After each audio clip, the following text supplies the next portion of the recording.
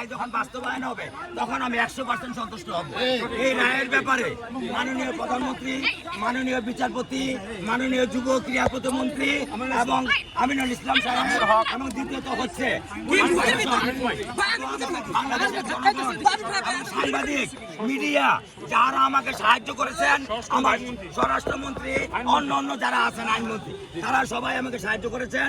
আমি আমার পরিবারের পক্ষ থেকে তাদেরকে কৃতজ্ঞতা প্রকাশ করছি, তাদেরকে ধন্যবাদ দিচ্ছি।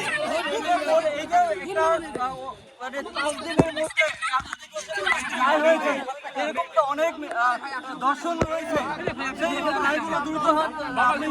আমি চাই বাংলাদেশের প্রত্যেকটা আবিষ্কার বিচার দ্রুত হোক এবং দ্রুত থেকে দ্রুত সময়ের ভিতরে সেই রায় কার্যকর হোক এবং বাংলাদেশে আর কোনো আবিষ্কার এই ধরনের ঘটনা না ঘটে।